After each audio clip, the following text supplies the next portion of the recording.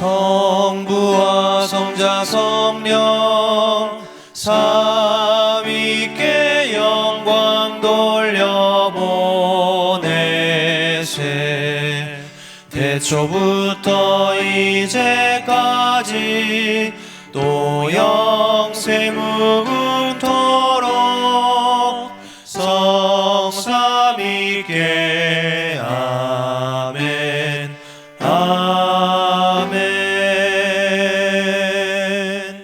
하늘아버지, 이 안식일 말씀으로 주의 귀한 별내 성도들과 만나게 해주심을 인하여 감사합니다. 안식일의 주인 되신 주님과 하나 되게 하옵소서. 주님의 사랑과 생명의 말씀을 나누게 하여 주옵소서. 그것이 하나님께 드리는 진정한 예배가 되게 하여 주옵소서. 우리 구주 예수님의 이름으로 간절히 기도합니다. 아멘.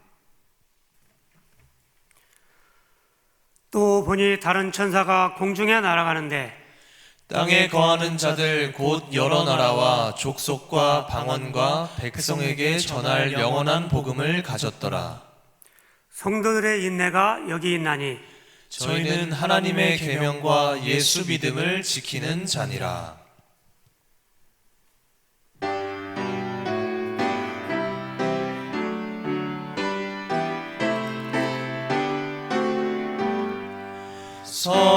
성도여 찬양해 할렐루야 아멘. 주님께 찬양해 할렐루야 아멘.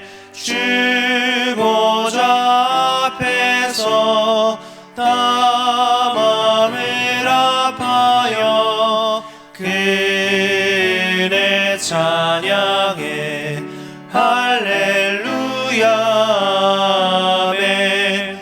머리를 들어라 할렐루야 아멘. 은혜가 충만해 할렐루야 아멘. 우리를 인도한 친구가 되신 주 그 사랑 찬양해 할렐루야 아멘. 주님을 찬양해 할렐루야 아멘. 생명을 주셨네 할렐루야 아멘. 찬란한 집에서 주 함께 살면서 영원히 찬양해 할렐루야 아멘. 살아계신 하나님 아버지, 천지를 창조하시고 모든 만물을 주관하셔서 우리로 살게 하신 하나님의 은혜 감사합니다. 오늘 살인적 바이러스로 많은 사람이 죽고 고통받는 두려운 세상이 되었습니다. 이 전염병을 속히 소멸시켜 주셔서 모두가 건강한 모습으로 만나서 기쁨으로 예배드린 날이 되도록 도와주옵소서. 하나님 아버지, 우리가 말씀을 듣기는 들어도 깨닫지 못하고 보기는 보아도 알지 못하는 저희들, 말씀에 순종하는 삶이 되도록 축복하여 주옵소서. 세월이 갈수록 말세의 징조들이 곳곳에서 일어나고 있지만 무력하게 깊이 잠자고 있는 저희를 깨워 주옵소서. 자비하신 하나님 아버지, 또 강구하옵기는 총선이 시작되었습니다. 나라와 백성을 위한 참된 선량들이 뽑힐 수 있도록 인도하여 주옵소서. 주께서 말씀하시길 이제 내가 진실로 속히 오리라 하신 그 말씀이 오늘 더욱 가까워지는 믿는 역사가 일어나게 도와주옵소서. 이제 목사님 말씀 주실 때 권능 주시고 저희에게는 큰 은혜 받는 시간 되게 하여 주옵기를 우리를 죄에서 구원하신 예수 그리스도 이름으로 기도합니다. 4월 11일 안식일, 무슨 일을 하든지 마음을 다하여 주께 하듯 하고 사람에게 하듯 하지 말라. 이는 기업의 상을 주께 받은 줄 아나니 너희는 주 그리스도를 섬기느니라. 골로새 3장 23절로 24절에 있는 말씀입니다. 헌금 방법을 안내해 드리겠습니다. 첫 번째, 온라인 헌금 방법입니다. 화면을 통해 안내되는 세 종류의 계좌를 참조하여 헌금을 계좌이체하실 수 있습니다. 온라인 이체하실 때 이름과 헌금의 종류를 정확히 표기해 주시기 바랍니다. 두 번째는 직접 헌금 드리는 방법입니다. 주중 월요일에서 목요일에 1층 목회실로 직접 헌금 봉투에 넣어 가져오시면 됩니다. 어려운 상황 속에서도 성실하게 헌금을 드리시는 모든 성도들의 가정에 하나님의 축복하심이 함께 하시길 기도드리겠습니다. 하늘에 계신 아버지 하나님, 어지럽고 힘든 세상이지만 저희들을 구별하여 기억하여 주시옵시고 창조의 기념일인 안식일을 기억할 수 있도록 인도하시는 진심으로 감사드립니다. 저희를 또 축복하여 주셔서 주님의 것을 구별하고 기쁜 마음으로 헌금을 드릴 수 있는 귀한 특권을 허락하여 진심으로 감사드립니다. 이 헌금을 통하여 힘들고 어려운 세상과 많은 사람들에게 예수님의 사랑을 전하는 귀한 성금이 될 수 있도록 함께하여 주시옵소서. 예수님의 이름으로 간절히 기도드립니다.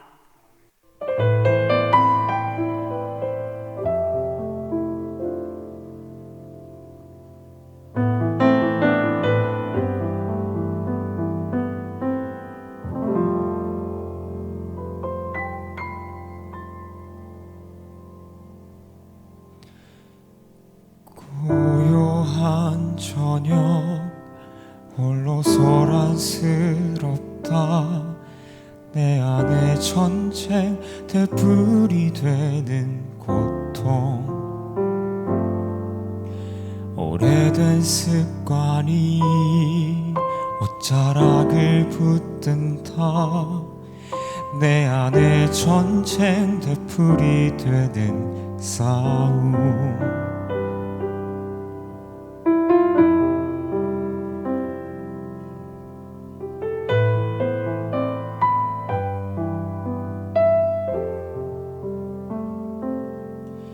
내가 말한 것들이 빛을 잃어가고 어둠이 나를 삼키려 입을 벌릴 때 그분의 음성이 맘을 두드린다. 내 안에 전쟁 되풀이 되는 고통, 도망치듯 주님께 숨고 숨죽이며 책장을 넘긴다. 눈을 감고 주님께 기도를 올린다. 떨어진 눈물로 기도를 드린다. 마음과 생각을 지키시리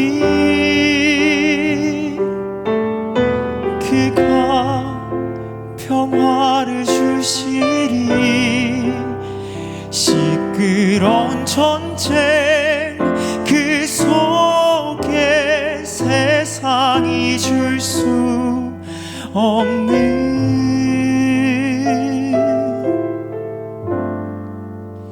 평화 주시리.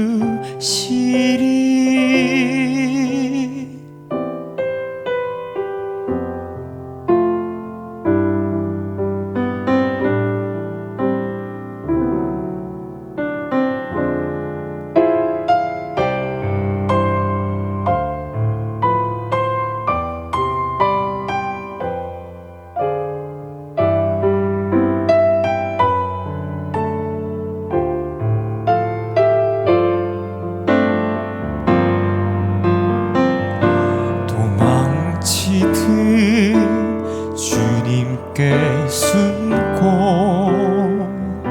숨죽이며 책장을 넘긴다.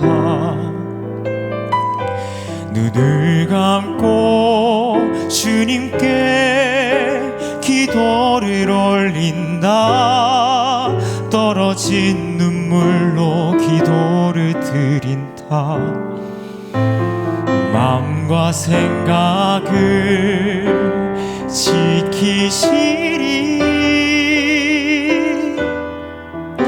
그가 평화를 주시리. 시끄러운 전쟁 그 속에 세상이 줄 수 없는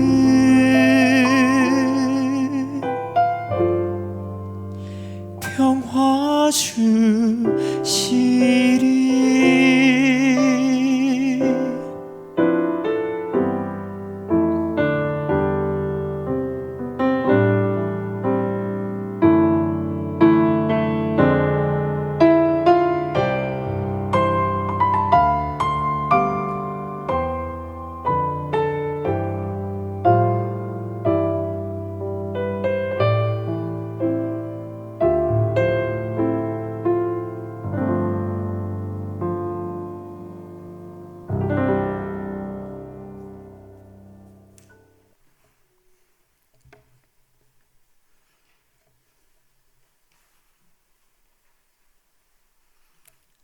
사랑하는 성도 여러분, 또 이렇게 또한 시기를 맞이하게 됩니다. 각 가정에서 하나님을 경외하는 신실한 여러분들의 삶 가운데 하나님의 무한한 은혜와 축복을 간절히 기원합니다. 비록 이 자리에 여러분들이 앉아 계시지는 않지만 평소 여러분들이 앉았던 그 자리에 여러분들이 앉아 계심을 저는 머릿속에 회상하면서 이 시간을 보낼까 합니다. 여러분들이 아시는 대로 미국 대통령 트럼프가 3월 18일 날 이렇게 이야기했어요. 나는 전시 대통령이다. 그리고 민간 경제 전문가들이 이 코로나 대응에 대하여 이렇게 이야기했습니다. 3차 세계 대전이라고요. 여러분, 우리가 그 말에 공감하듯이 지금은 전시 상황입니다. 우리는 코로나19와 싸우고 있습니다. 우리의 생명을 지키기 위하여 우리는 싸우고 있습니다. 다른 어떠한 때보다 생명이 얼마만큼 소중한지 일깨워주는 코로나 재앙이라 생각합니다. 여러분, 생명은 소중합니다. 여러분들의 생명을 소중히 여기는 성도 여러분 되시기를 간절히 바랍니다. 마태복음 16장 26절에 있는 말씀, 사람이 만일 온 천하를 얻고도 제 목숨을 잃으면 무엇이 유익하리요? 사람이 무엇을 주고 제 목숨을 바꾸겠느냐? 목숨이 천하보다 귀한 것임을 모르는 사람들이 있겠습니까? 여러분들 중에 목숨이 천하보다 소중하다라고 믿지 아니하는 사람들이 있으십니까? 우리는 생명이 너무너무 소중하기 때문에 먹으면 또 운동하고, 아프면 약도 먹고 병원도 가고, 요양원에서도 그 어르신들을 정말 간병하는 사람들이 얼마나 열심히 운동을 시키는지 모릅니다. 생명은 참 소중합니다. 천하보다 귀합니다. 전도서 3장 11절에 있는 말씀, 하나님이 모든 것을 지으시되 때를 따라 아름답게 하셨고 또 사람에게 영혼을 사모하는 마음을 주셨느니라. 잘 아시는 말씀이잖아요. 모든 인간들에게 하나님께서는 영혼을 사모하는 마음을 주셨다. 그렇기 때문에 영혼을 사모하는 마음은 모든 사람들이 본능적으로 가지고 있는 마음입니다. 하나님께서는 모든 사람들에게 영혼을 사모하는 마음을 주셨습니다. 살고픈 마음이죠. 그래서 사람들은 그 길을 찾습니다. 영혼을 사모하는 마음을 사단에게 강탈당한 사람들이 있고, 또한 영혼을 사모하는 마음을 가지고 그 생명의 길을 찾은 사람이 있고, 또한 영생의 길을 찾았다고 하지만 잘못된 길을 찾은 사람들이 있습니다. 마태복음 7장 13절, 좁은 문으로 들어가라. 멸망으로 인도하는 문은 크고 그 길이 넓어 그리로 들어가는 자가 많고 생명으로 인도하는 문은 좁고 길이 협착하여 찾는 이가 적음이니라. 잠언 14장 12절에 있는 말씀을 하나 더 봅니다. 어떤 길은 사람의 보기에 바르나 필경은 사망의 길이니라 그랬어요. 사랑하는 성도 여러분, 여러분들이 지금 걷고 있는 길은 어느 길입니까? 생명의 길입니까? 아니면 사망의 길입니까? 멸망의 길인 것을 알면서 그 길로 걷는 사람은 전혀 없을 거예요. 단지 멸망의 길을 걷고 있으면서 그 길이 생명의 길인 줄 알고 걷는 사람들이 있을 뿐입니다. 이 마지막 시대에 멸망의 길을 생명의 길인 줄 알고 걸어가는 잘못된 사람들에게 그 길이 잘못되었으니 바른 길을 걸어가시오. 그 길은 사망의 길이니 생명의 길, 이 길로 가시오 라고 외치도록 하나님께서 우리에게 기별을 주셨는데, 그 기별을 이름하여 우리는 영원한 복음 세천사의 기별이라고 말합니다. 마태복음 24장 14절, 이 천국 복음이 모든 민족에게 증거되기 위하여 온 세상에 전파되리니 그제야 끝이 오리라 그랬어요. 사랑하는 성도 여러분, 여러분은 그 세천사의 기별이 무엇인지 아십니까? 이 마지막 시대에 모든 백성들이 들어야 할 영원한 복음, 그 세천사의 기별이 무엇인지 아십니까? 세천사의 기별은 영원한 복음이다. 요한계시록 14장 6절에서 12절에 있는 말씀을 보면, 또 보니 다른 천사가 공중에 날아가는데 땅에 거하는 자들 곧 여러 나라와 족속과 방언과 백성에게 전할 영원한 복음을 가졌더라. 7절, 그가 큰 음성으로 가로되 하나님을 두려워하며 그에게 영광을 돌리라. 이는 그의 심판하실 시간이 이르렀음이니 하늘과 땅과 바다와 물들의 근원을 만드신 이를 경배하라 하더라. 둘째 천사, 또 다른 천사 곧 둘째가 그 뒤를 따라 말하되 무너졌도다 무너졌도다 큰 성 바벨론이요 모든 나라를 그 음행으로 인하여 진노의 포도주로 먹이던 자로다 하더라.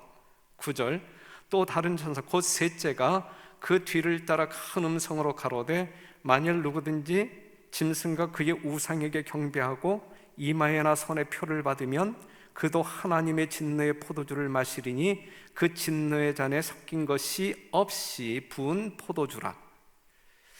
사랑하는 성도 여러분, 요한계시록 14장 6절에서 12절까지 기록되어진 이 기별이 세천세의 기별이라 우리는 명명하고, 이것은 영원한 복음이라 성경절에서 명시하고 있습니다. 첫째 천세의 기별이 뭐라고요? 사랑하는 성도 여러분, 첫째 천사의 기별은 심판하실 시간이 이르러 왔다. 그렇기 때문에 하나님을 경배해야 된다. 어떠한 하나님이요?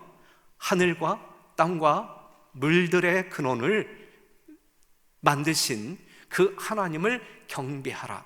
그래야 산다라가는 기별이 첫째 천사의 기별이고, 둘째 천사의 기별은 뭐예요? 바벨론이 무너졌다. 무너진 바벨론 가운데 있는 너희들아 나와라. 그래야 산다라가는 기별이 둘째 천사의 기별입니다.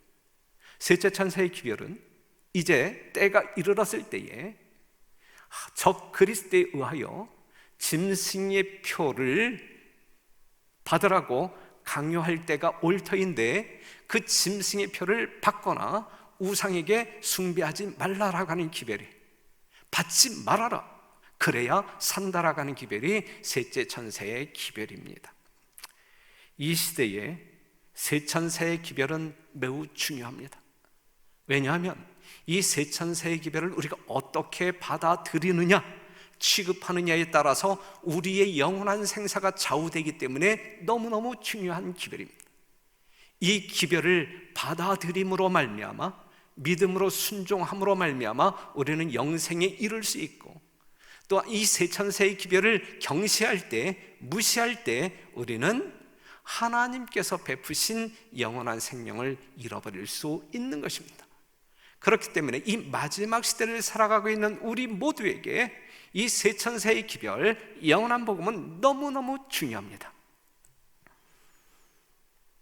요한계시록 14장 6절 다시 한번 읽겠습니다. 다 같이 읽겠습니다. 시작.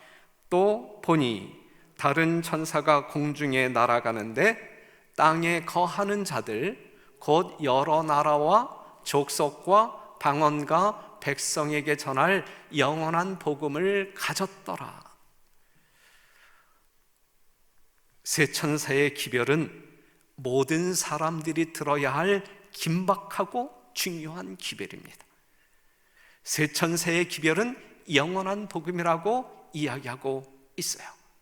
오늘 이 시간에는 세 천사의 기별을 총론적으로 우리가 공부하고, 다음 안식일부터 첫째 천사, 둘째 천사, 셋째 천사의 기별을 매 안식일 한 기별씩 공부하도록 하겠습니다.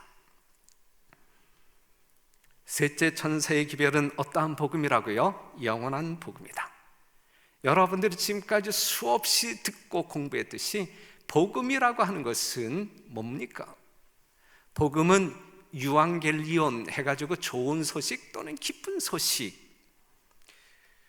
성도 여러분, 오늘 여러분들에게 좋은 소식은 무엇입니까? 좋은 소식 들으셨습니까? 어떠한 좋은 소식을 들으셨습니까? 지금 우리가 들을 수 있는 좋은 소식은 무엇입니까? 코로나가 완전히 끝났다라고 하는 소식보다 지금 우리가 기다리고 있는 더 좋은 소식이 있을까? 교회 예배가 중단되었는데 이 교회 예배가 다시 재개된다라고 하는 소식보다 우리가 듣고 싶은 더 좋은 소식이 있을까? 저는 또 하나 기대합니다. 비록 우리가 교회에서 예배 드리지 못할 각 가정에서 예배를 드렸지만, 교회 예배가 재개되는 그날 이 교회를 향하여 달려오는 성도들의 모습이 이전보다 훨씬 더 성장했고 성숙했고, 그러한 성도들의 얼굴을 대할 때에 하나님께서 기뻐하실 그 기쁨에 동참하기를 기대하고 싶은 그러한 좋은 소식을 기다려 봅니다. 성도 여러분, 지금 우리는 온라인을 통해서 헌금 생활을 하고 있고, 또한 어떠한 성도들은 이 교회에 직접 와서 헌금함에다 넣는 헌금 생활을 하고 있는데, 제가 참으로 염려했었지만 참으로 감사한 것은 이런 식으로 우리가 헌금 생활을 하게 될 때에 우리 성도들의 삶 가운데 이 신앙적인 원칙이 무너지지 아니할까, 이 헌금 생활에 대한 생활이 무너지지 아니할까 심히 염려하고 염려했었거든요. 하지만 재무장로님의 보고를 받을 때, 그리고 교회에서 여러분들이 헌금 생활, 헌금함에다 헌금을 넣는 그러한 삶의 성도들의 모습을 보게 될 때에 얼마나 감사한지 몰라요. 우리가 교회에 출석해서 예배를 드릴 때 드렸던 헌금 분량이 거의 비슷하게 나오고 있다라는 사실 앞에서 우리 성도들이 정말 상황이 어떠하든지 하나님을 향한 그 마음의 중심은 흔들리지 않고 있다라는 사실, 정말 성도의 온전한 삶의 원칙을 기본적으로 잘 준행하고 있다라는 사실을 확인하면서 하나님께 감사하고, 그러한 삶을 살아가고 있는 여러분들에게 이 시간을 빌어서 감사드립니다. 여러분들의 삶을 통하여 하나님께 영광 돌려주심에 대하여 감사드립니다. 세상에서 가장 슬픈 소식이 있다고 하면 무엇일까요? 사람이 죽었다라는 소식일까요? 이 세상에서 가장 기쁜 소식이 있다고 하면 살았다고 하는 소식일까요? 그렇다면 이 성경에서 말하고 있는 가장 기쁜 소식은 무엇일까요? 성경에서 여러분들에게 말해주고 있는 가장 기쁜 소식, 모든 인류가 경험할 수 있는 가장 기쁜 소식, 복음은 무엇일까요? 성경은 뭐라고 이야기합니까? 성경에서 말하는 가장 기쁜 소식은 어떠한 소식이요? 예수님이 뭐 했다고 하는 소식? 예수님이 십자가에서 죽으셨다라고 하는 소식이 가장 굿뉴스, 복음, 기쁜 소식이 되는 것입니다. 왜요? 왜 예수님이 죽었다라고 하는 소식이 우리에게는 가장 기쁜 소식이 될까요? 예수님이 죽었다는 소식은 모든 인류가 멸망할 거란 이야기예요? 아니면 구원받을 거란 이야기예요? 구원받을 것이다. 우리가 잃어버린 영원한 생명을 되찾을 수 있는 기회가 주어진다라고 하는 그러한 소식이기 때문에 우리가 접할 수 있는, 우리의 평생을 통하여 이 세상 사는 날 동안 접할 수 있는 최고 가장 기쁜 소식이 무엇이냐라고 물을 때, 그것은 예수님이 십자가에서 누구를 위하여? 인류를 대신하여 죽으셨다라고 하는 소식이 가장 기쁜 소식이 될 것입니다. 그래서 성경이 말하고 있는 복음은 바로 예수 그리스도입니다. 로마서 1장 1절에 있는 말씀, 예수 그리스도의 종 바울은 사도로 부르심을 받아 하나님의 복음을 위하여 택정함을 입었으니, 이 복음은 하나님이 선지자들로 말미암아 그의 아들에 관하여 성경에 미리 약속하신 것이라. 이 아들로 말하면 육신으로는 다윗의 혈통에서 나셨고 성결의 영으로는 죽은 자들 가운데서 부활하여 능력으로 하나님의 아들로 인정되셨으니 곧 우리 주 예수 그리스도시니라. 사랑하는 성도 여러분, 성경에서 말하는 복음은 누구라고요? 예수 그리스도 자체가 복음이다. 그래서 누가복음 2장 10절에 있는 말씀 보면 천사가 이르되 무서워 말라. 보라, 내가 온 백성에게 미칠 큰 기쁨의 소식, 기쁨의 좋은 소식을 너희에게 전하노라 그래. 온 백성에게 미칠 큰 기쁨의 좋은 소식, 복음. 이 복음이 뭐라고요? 11절, 오늘날 다윗의 동네에 너희를 위하여 구주가 나셨으니 곧 그리스도 주시니라 그랬어요. 성경에서 소개하고 있는 인류가 들어야 할 최고의 복음은 뭐라고요? 예수 그리스도. 예수 그리스도가 이 땅에 오셨다라고 하는 소식이 가장 기쁜 소식이다. 여러분 모두에게 가장 기쁜 소식, 오늘 들어야 할, 영원히 간직해야 할 가장 큰 복음은 바로 예수 그리스도이어야 합니다. 그 예수님이 이 땅에 오신 이유가 이렇습니다. 히브리서 2장 14절, 자녀들은 혈육에 함께 속하였음에 그도 또한 한 모양으로 혈육에 함께 속하심은 사망으로 말미암아 사망의 세력을 잡은 자 곧 마귀를 없이 하시며 또 죽기를 무서워함으로 일생에 매여 종노릇하는 모든 자들을 놓아주려 하심이니. 예수님이 이 땅에 오신 소식이 우리에게 복음이 되는 이유는 예수님이 이 땅에 오심으로 말미암아, 예수님이 이 땅에 오셔서 십자가에 죽으심으로 말미암아 마귀를 멸하고 사망에 매인 모든 인류를 놓아주는, 자유케 하는 영원한 생명으로, 사망에서 생명으로 옮기는 사건이 되기 때문에 예수님의 오심은, 예수님의 죽으심은 우리에게 굿뉴스가 되는 것입니다. 이러한 복음으로 여러분들의 심령 가운데 기쁨이 있게 되기를 바라고, 이 복음을 믿음으로 말미암아 구원받는 여러분과 제가 되기를 간절히 바랍니다. 예수님은 복음인데 누구에게 복음일까?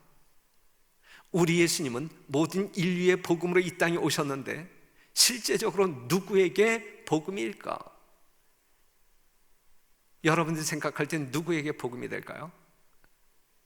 건강한 자에게는 의원이 쓸데없다 그랬는데, 병든 자에게라야 의원이 쓸데있다 그랬는데, 사랑하는 성도 여러분, 예수님이 복음이긴 한데 누구에게 복음이 될 수 있을까?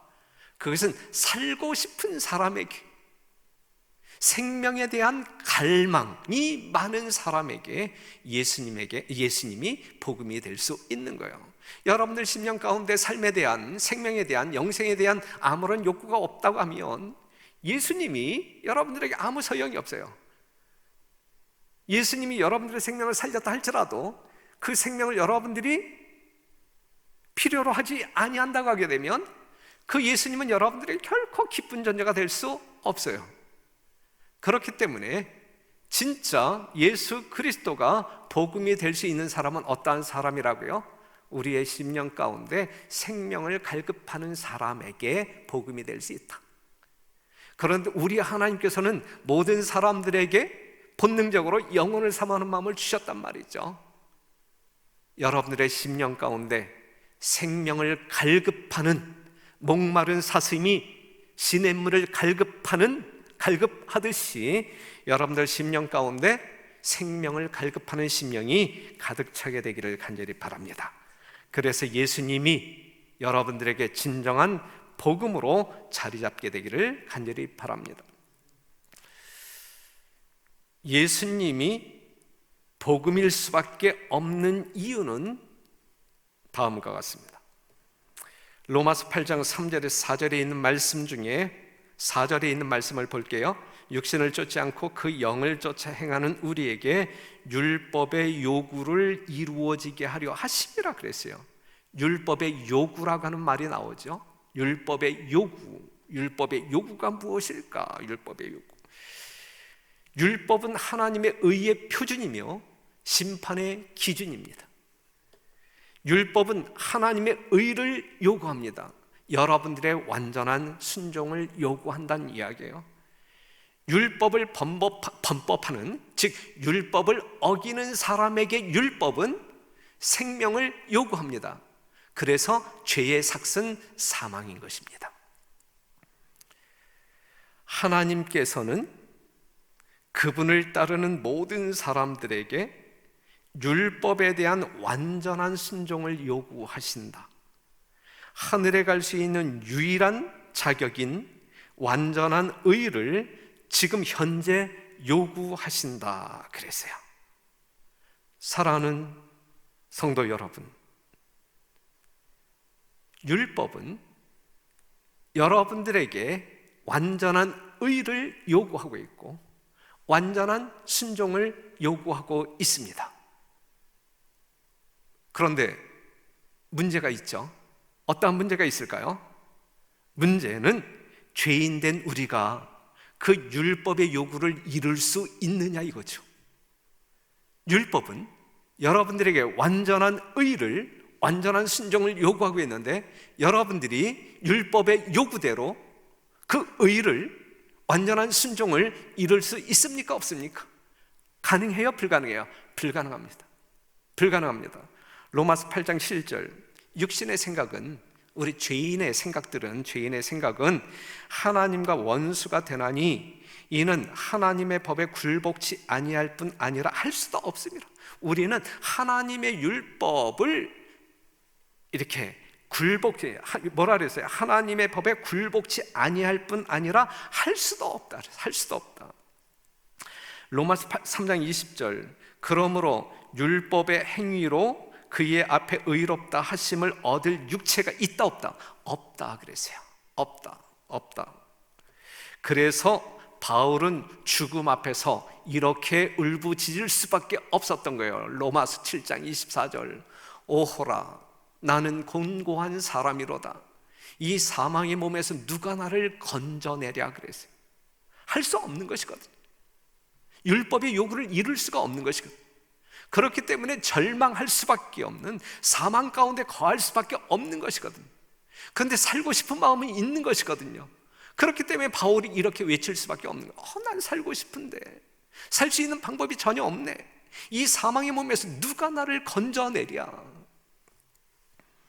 이때에 이 바울의 울부짖음 앞에 있는 사람들에게 누가 나타나서 일을 하시냐면 하나님이 나타나셔서 하나님이 일을 하십니다. 어떠한 일을 하시냐면, 다시 로마서 8장 3절, 율법이 육신으로 말미암아 연약하여 할 수 없는 그것을 우리가 연약함으로 말미암아 할 수 없단 말이에요. 율법의 요구를 이룰 수 없단 말이죠. 완전한 의에 이르를 수 없단 말이죠. 완전한 순종을 할 수 없단 말이죠. 할 수 없는 거예요. 할 수 없는 그것을 하나님은 하시나니 곧 죄를 인하여 자기 아들을 죄 있는 육신의 모양으로 보내어 육신의 죄를 정하사 육신을 쫓지 않고 그 영을 쫓아 행하는 우리에게 율법의 요구를 이루어지게 하려 하심이니라 그랬어요. 하나님께서 하신단 말이에요. 우리는 할 수 없단 말이에요. 하나님께서 하시는데, 하나님께서 어떻게 하셨냐면 자기 아들을 죄 있는 육신의 모양으로 이 땅에 보내시고 그에게 죄를 뭐 했어요? 육신의 죄를 정하사, 그래서 그 문제를 해결함으로 말미암아 육신의 요구를 이루게 하셨다. 율법의 요구를 이루시기 위해 우리 하나님은 아들 예수 그리스도를 희생시키셨다라고 하는 말씀. 예수 그리스도의 희생으로 말미암아 우리가 이룰 수 없는 율법의 요구를 대신 이루셨다라고 하는 말씀이죠.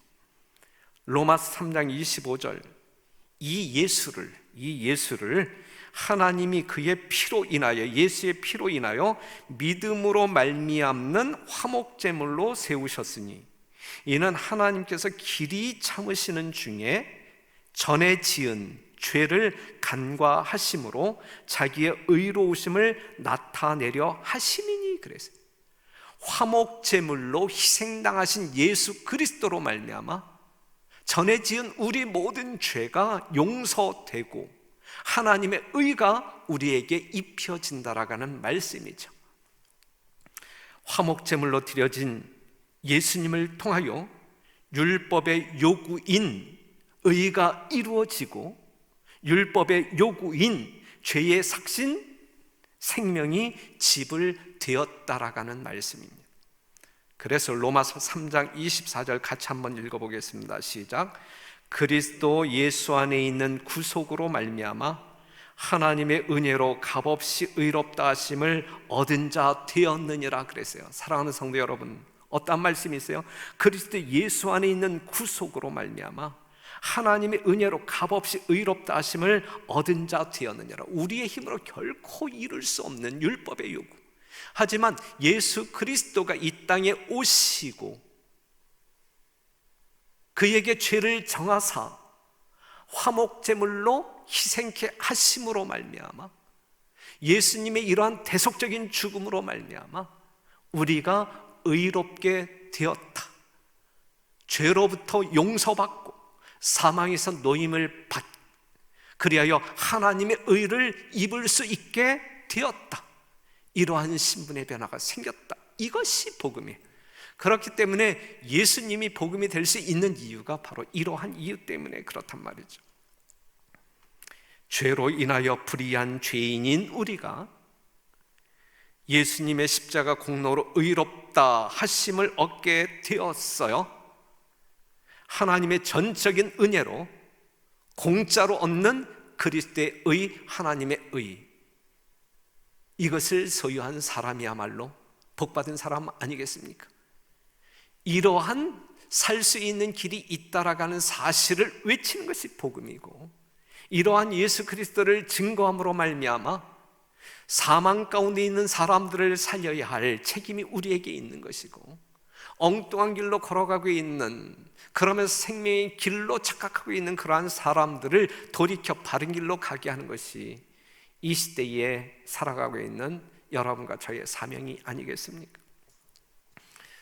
이 말씀 매우 중요한데, 정로의 계단에 있는 말씀 한번 제가 읽을 테니까 곱씹어서 잘 듣게 되시기를 바랍니다. 우리가 영생을 얻는 길은 언제나 동일하다. 우리가 영생을 얻는 길은 언제나 동일한 거예요. 아담 때나 지금이나 동일한 거예요. 그것은 아담과 하와가 범죄하기 전 에덴 동산에 있을 때나 지금이나 똑같다. 우리는 하나님의 율법에 완전히 순종하는 일, 곧 완전한 의를 통하여 영생을 얻는다. 영생은 그 외에 다른 길로 얻어질 수 없다 그랬어요. 중요한 말이죠. 하나님의 율법에 완전히 순종하는 일, 그것이 뭐냐면 완전한 의인데, 완전한 의를 통하여 영생을 얻는다. 영생은 그 방법 말고는 얻어질 수 있는 방법이 없다. 그런데 이제 그 다음 말씀이 중요하죠. 우리는 죄가 많고 거룩하지 못하기 때문에 하나님의 율법에 완전히 순종할 수 없다. 우리는 못한다 이거예요. 죽었다 깨어나도 못한다 이거예요. 우리는 우리의 죄된 자아를 그분 그리스도께 바치고 그분을 우리의 구주로 받아들일 수 있다. 그리하면 우리는 예수님 때문에 의로운 사람으로 간주된다 그랬어요. 우리가 의롭지 못한 죄인지만 예수 그리스도를 영접함으로 말미암아 예수 그리스도의 삶을 따라가는 사람들에게 그 예수님 때문에 의로운 사람으로 간주된다. 그리스도의 품성이 우리의 품성을 대신하게 될 것이다. 우리는 마치 죄를 짓지 않는 것처럼 하나님 앞에 받아들여진다. 그래서 이게 구원이에요. 이게 구원이에요. 율법의 요구를 이루는 것이 구원인데 인간적인 능력으로는 전혀 할 수 없는, 그런데 그 일을 누가? 예수님이 우리를 대신해서 그렇게 하심으로 의를 이루셨고, 그 의를 우리에게 나누어 줌으로 말미암아 우리는 죄 없는 자처럼 간주된다. 이것이 구원이고 구원받은 자의 모습이라 말할 수 있어요. 지금 정례에 대해서 읽었던 이 말씀이야말로 이것이 무엇이냐면 믿음으로 말미암는 의의 기별입니다. 그런데 이것이 요한계시록 14장에서 언급하고 있는 영원한 복음 세 천사의 기별이에요. 그렇기 때문에 세 천사의 기별은 믿음으로 말미암는 의의 기별이다 라고 하는 사실이죠. 우리가 다음 안식부터 공부할 때에 그 내용을 보다 좀 더 정확하게 구체적으로 설명드리도록 하겠습니다. 이 세 천사의 기별은 또한 어떠한 의미가 있냐면 유일한 불변의 복음이다. 변할 수 없는 유일한 복음이다. 갈라디아서 1장 6절, 그리스도의 은혜로 너희를 부르신 이를 이같이 속히 떠나 다른 복음 쫓는 것을 내가 이상히 여겨노라. 다른 복음이 있어요 없어요? 7절, 다른 복음은 없나니, 그래. 다른 복음은 없나니 다만 어떤 사람들이 너희를 요란케 하여 그리스도의 복음을 변하려 함이라. 거짓 복음은 있을지라도 진정한 다른 복음은 존재하지 않는단 말이에요. 그러나 우리나 혹 하늘로부터 온 천사라도 우리가 너희에게 전한 복음 외에 다른 복음을 전하면 저주를 받을지어다. 우리가 전에 말하였거니와 내가 지금 다시 말하노니 만일 누구든지 너희의 받은 것 외에 다른 복음을 전하면 저주를 받으리라 그랬어요. 사랑하는 성도 여러분, 다른 복음 없어요. 지금 말씀드리고 있는 이 영원한 복음 말고 다른 복음 없어요. 예수 그리스도라고 하는 복음 말고 다른 복음 없어요. 예수 그리스도를 믿음으로 말미암아 구원받는다라고 하는 진리 말고 다른 진리 없어요. 다른 복음을 전하는 사람들은, 이러한 기별이 아닌 다른 복음을 전하는 사람들은 저주를 받을 것이다 그랬습니다. 사도행전 4장 12절, 다른 이로서는 구원을 얻을 수 없나니 천하 인간의 구원을 얻을 만한 다른 이름을 우리에게 주신 일이 없음이니라 하였더라. 다른 이름 없어요. 오직 예수 그리스도만이 우리를 생명으로 인도하는 유일한 이름입니다. 그래서 14장, 요한복음 14장 6절, 예수께서 가라사대 내가 곧 길이요 진리요 생명이 나로 말미암지 않고는 아버지께로 올 자가 없느니라. 예수를 말미암지 않고는 어느 누구도 하늘 아버지께 갈 수 없어요. 어느 누구도 사망에서 구원받을 수 없어요. 오직 예수 그리스도를 믿음으로만 우리가 하늘에 갈 수 있는 길에 들어설 수 있고 하나님께 당도할 수 있는 것입니다. 다른 복음은 존재하지 않습니다. 오직 예수 그리스도를 믿음으로만 구원받습니다. 알잖아요. 여러분 알잖아요. 예. 우리는 지금 그 진리가 무엇인지를 공부하고 있어요. 분명한 진리를 깨달음으로 말미암아 이 마지막 시대에 수많은 거짓 교리들로 인하여, 복음으로 인하여 흔들릴 수밖에 없는 이 유혹의 때에 여러분들만큼은 결코 흔들리지 아니하고 거룩한 진리의 말씀 위에 굳게 섬으로 견고한 신앙들을 영위해 나가게 되기를 간절히 바랍니다. 참다운 성도의 삶, 하나님의 심령 가운데 기쁨을 드릴 수 있는 충성스러운 지조 있는 인내의 신앙을 하시게 되기를 간절히 바랍니다.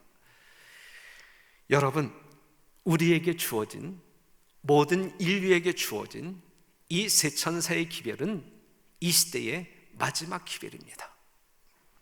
누가복음 12장 42절, 주께서 가라사대 지혜 있고 진실한 청지기가 되어 주인에게 그 집 종들을 맡아 때를 따라 양식을 나누어 줄 자가 누구냐 그랬어요. 때가 있어요.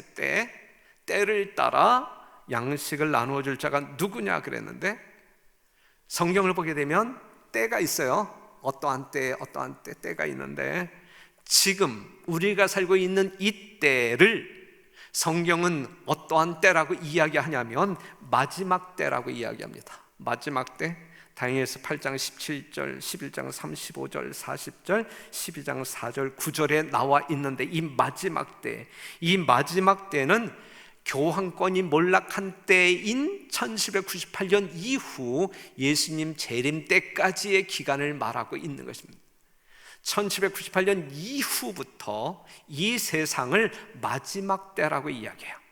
그렇기 때문에 우리는 말세에 살아가고 있는 것입니다. 그래서 사복음서에 나와 있는 예수님의 재림의 징조들, 이 말세의 징조들이 지금 우리가 살고 있는 이때에 여기저기서 일어나고 있으므로 예수님 오심의 때가 심히 임박했다라는 사실을 알려주고 있는 것입니다. 우리는 지금 마지막 때를 살아가고 있어요.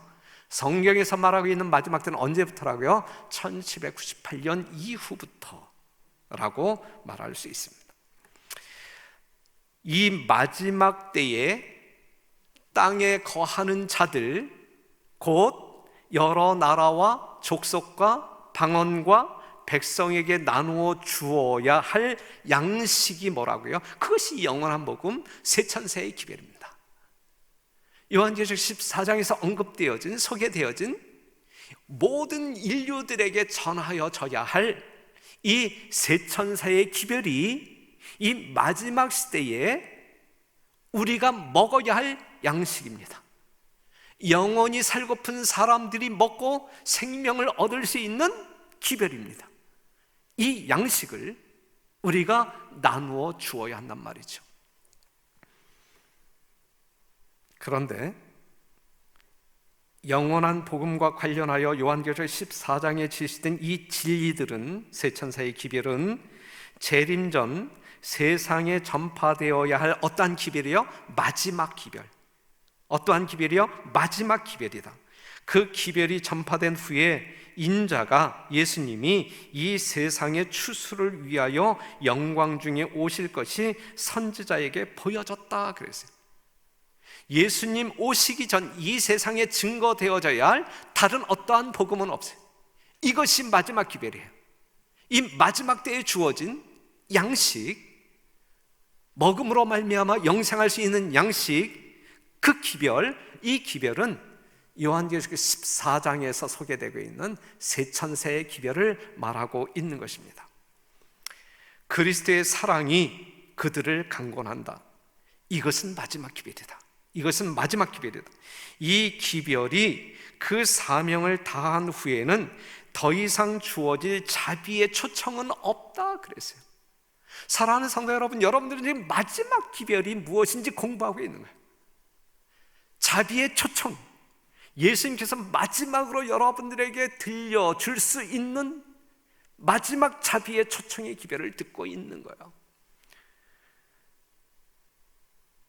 그러니 성도 여러분, 이 기별을 우리의 심령 가운데 받아들입시다. 그리하여 하나님께서 주시고자 하는 영원한 생명을 누리는 여러분들이 되시기를 간절히 바랍니다. 공짜로 주는 거예요. 공짜로. 돈 안 받아요. 돈 안 받아요.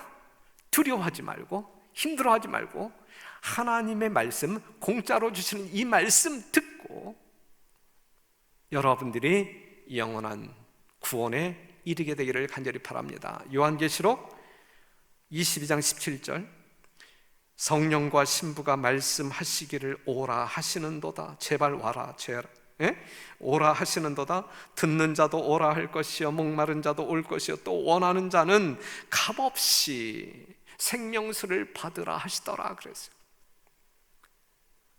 돈 안 받겠다는 이야기예요. 공짜로 주시겠다는 이야기예요.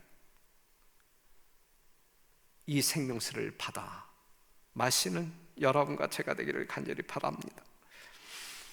그렇다면 누가 이 기별을 전할 것인가? 이 마지막 시대에 모든 인류가 들어야 할, 정말 이구석 저구석에 살아가고 있는 모든 인류가 들어야 할, 그리고 구원함을 경험해야 할 이 기별을 이 시대에 누가 전할 것이냐? 누가 전할 것이냐? 누가복음 10장 42절 다시 본다고 하면, 때를 따라 이 양식, 이 세 천사의 기별을 나누어 줄 자가 누구냐 그래요. 이 마지막 때에, 이 말세에, 이 마지막 기별을, 이 자비의 초청을 누가 전할 것이냐, 누가 나누어 줄 것이냐 라고 말하고 있어요. 누가 나누어 주어야 할까요? 누가 나누어 주어야 할까요? 택한 백성이 나누어 주어야 합니다. 베드로전서 2장 9절, 오직 너희는, 별내교회 성도 여러분, 너희는 택하신 족속이요, 왕같은 제사장이요, 거룩한 나라요, 그의 소유된 백성이니. 우리는 하나님의 인침을 받은 소유된 백성 아닙니까? 그 이유가 뭐냐? 하나님께서 여러분들을 택하신 이유가 뭐냐 이거요. 이는 너희를 어두운 데서 불러내어 그의 기이한 빛에 들어가게 하신 자의 아름다운 덕을, 하나님의 아름다운 품성을, 하나님의 아름다운 영광을 선전하게 하려 하심이라 그랬어요. 하심이라. 그렇다고 하면 여기서 말하고 있는 하나님의 소유된 백성, 택한 백성이 누구냐? 요한계시록 12장 17절 아시잖아요. 여러분들이 암송하시는 성경절이잖아요. 용이 여자에게 분노하여 돌아가서 그 여자의 남은 자손 곧 하나님의 계명을 지키며 예수의 증거를 가진 자들로 더불어 싸우려고 바다 모래 위에 섰더라. 요한계시록 12장 17절, 용과 더불어 싸우는, 용과 더불어 싸우는 이 백성이 누구냐 이거예요. 용과 더불어 싸워 하나님의 사랑을 증거함으로 말미암아 사망의 길을 생명의 길로 착각하여 잘못된 삶을 살아가고 있는 그러한 사람들에게, 그 가련하고 불쌍한 영혼들에게 하나님의 진리가 무엇인지, 생명의 양식이 무엇인지 전달할 수 있도록 택한 남은 자손이 누구냐라고 이야기할 때 요한계시록 12장 1절부터 연구하게 되면 분명 제7일 안식일 예수 재림교회의 신상이 정확하게 묘사되고 있습니다. 제7일 안식일 예수 재림교회가 이 마지막 시대에 이 마지막 자비의 기별을 세상 가운데 나누어 줄 선포해야 할 백성으로 하나님께서는 택하셨고, 우리는 택한 자들로 하나님께서 맡겨주신 이 사명을 이루기 위하여 늦은 비 성령과 연합해야 되고, 늦은 비 성령의 능력으로 말미암아 우리는 담대히 이 기별을 증거해야 된다는 말씀이죠. 여러분들이 진정 하나님의 은혜로 말미암아 구원받았고 이 마지막 시대를 위하여 구별되어진 택한 백성들이라면 하나님께서 여러분들에게 부여하신 사명이 무엇인지 분명히 깨닫고 정체성을 확인하면서 진심 어린 충정으로 매일의 삶을 성실하게 하나님의 뜻을 이루며 생애하는 진실한 별내교회 성도 여러분 되시기를 간절히 바랍니다. 그래서 우리는 이 세상에 영원한 복음을 전해야 할 새 천사들임을 다시 한번 확인하고 이 일에 매진하는 여러분과 제가 되기를 간절히 바랍니다. 보세요. 특별한 의미에서 제7일 안식일 예수 재림교인들은 파수꾼이요 빛의 전달자로 세상에 세워졌다. 그들에게는 멸망해가는 세상에 전할 마지막 경고가 위탁되었다. 그들에게는 하나님의 말씀에서 놀라운 빛이 비치고 있다. 가장 엄숙하고 중대한 사업, 첫째와 둘째와 셋째 천사의 기별을 선포하는 그 사업이 그들에게 주어졌다. 그보다 더 중요한 사업은 없다. 다른 어떤 것도 그들의 주의를 빼앗도록 허용되어서는 안 된다 그랬어요. 사랑하는 성도 여러분, 가장 엄숙하고 중대한 사업, 이보다 더 중요한 사업은 없다 그랬거든요. 그런데 우리는 이것보다 더 중요한 사업이 있다라고 생각하는 사람들 아닙니까? 만약에 그렇다고 하게 되면 우리는 돌이켜야 할, 회개해야 할 부분이 있다라는 사실을 좀 생각하고 제자리로 돌아왔으면 좋겠어요. 우리의 정체성에 걸맞는 그러한 위치로 다시 돌아와서 우리가 마땅히 해야 할 중요한 사업을 이루는 여러분들이 되었으면 참 좋겠습니다. 한 말씀 더 볼게요. 가장 중대한 주제는 첫째와 둘째 천사의 기별을 포함한 셋째 천사의 기별이다. 셋째 천사의 기별은 첫째와 둘째 천사의 기별을 포함한 기별이에요. 네. 모든 사람들이 이 기별에 포함되어 있는 진리들을 이해해야 하며, 이 진리는 구원에 있어서 절대 불가결한 것이므로, 이 진리는 어떻다고요? 구원에 있어서 우리가 천국에 가기 위해서 절대 불가결한 것이므로 일상생활에서 그 진리를 실천해야 한다. 실천하는 진리이어야 우리가 구원받을 수 있어요. 이 중요한 진리를 깨닫기 위하여 우리는 열렬한 정신과 경건한 신앙심을 가지고 연구해야 하며 우리의 학구력과 이해력은 최고도로 발휘되어야 한다 그래서. 그러니 성도 여러분, 이 세 천사의 기별을 하나님께서 주신 기별로 정확히 이해하는 것이 얼마나 중요하냐. 여러분들이 이 세 천사의 기별을 정확히 이해하고 있느냐, 이해하는 것만큼 실천하고 살아가고 있느냐, 이것이 우리의 구원과 직결되는 문제이거든요. 우리가 이 기별을 다른 사람들에게 전하는 것은 차후 문제예요. 내가 먼저 구원받아야 돼. 이 기별 속에서, 이 기별로 말미암아 내가 먼저 구원받아야 다른 사람을 구원할 수 있는 것 아니겠습니까? 내가 이 기별이 생명의 기별인지 사망의 기별인지 분별하지 못한다고 하면 어떻게 이 기별을 다른 사람들에게 나눠줄 수 있겠습니까?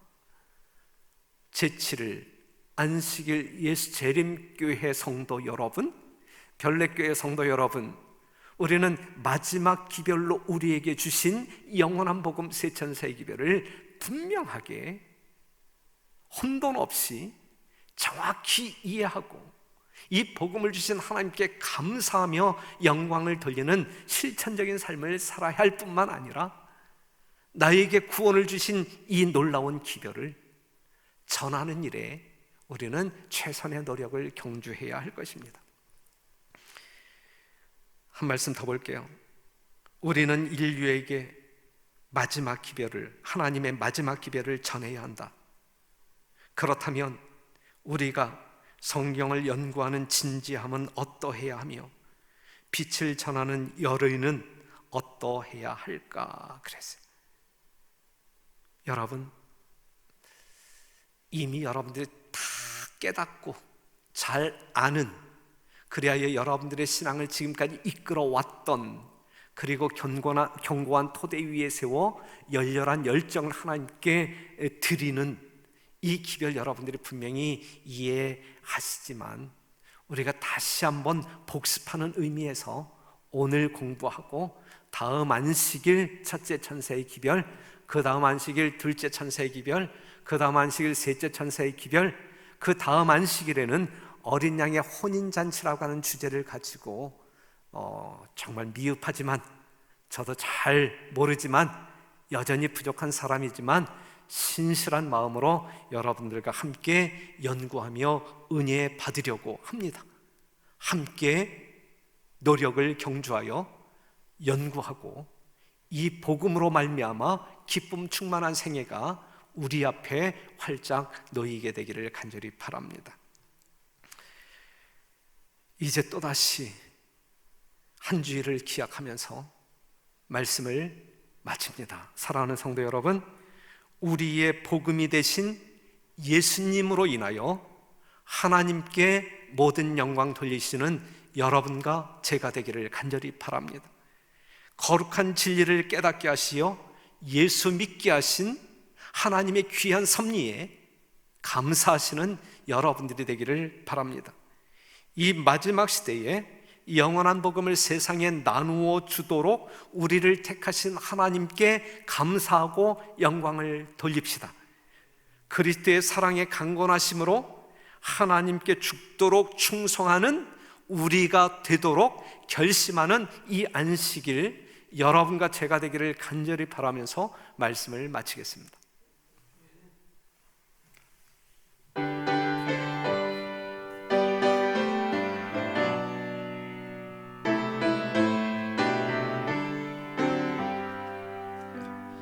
영광의 그날이 오면 저 하늘 더욱 밝으리.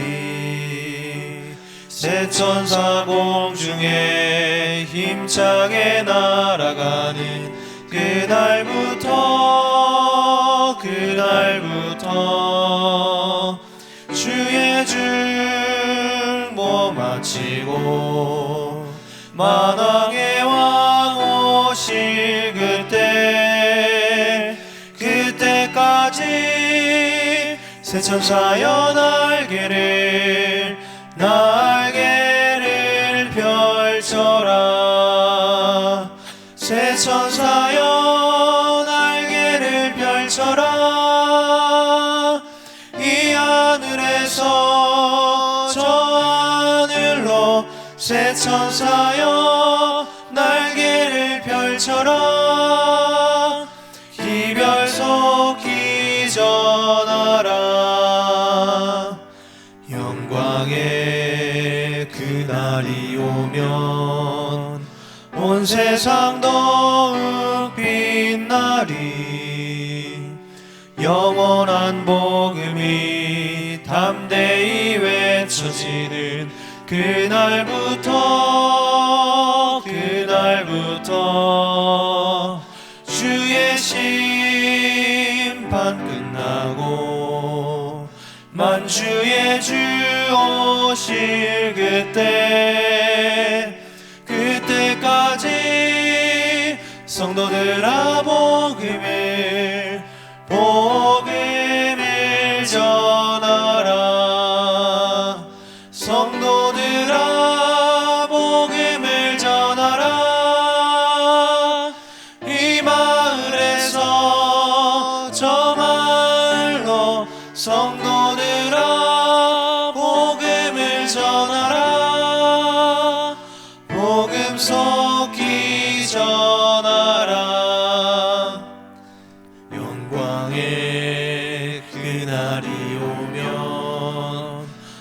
천지 더욱 환하리 인치는 천사의 사명이 이루어지는 그날부터 주의 백성 구하러 영광의 왕 오실 그때까지 남은 자여 창조주 전하라. 남은 자여 창조주 전하라. 이 나라에서 전하라로 남은 자여 창조주 전하라.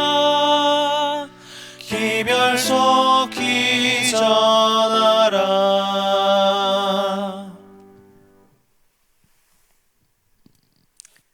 하늘에 계신 아버지, 오늘도 복된 안식일 복음을 듣게 해주셔서 감사합니다. 예수 그리스도의 대속적 죽음으로 우리에게 영생을 주셔서 감사합니다. 예수님 때문에 기쁨과 감사함으로 살게 하여 주옵소서. 그리고 지금 경험하고 있는 이 어려움이 우리를 연단하는 도구가 되게 하여 주옵소서. 믿음으로 승리하는 재림 성도, 별내 성도들 되게 하여 주옵소서. 우리 구주 예수님의 이름으로 간절히 기도합니다. 아멘.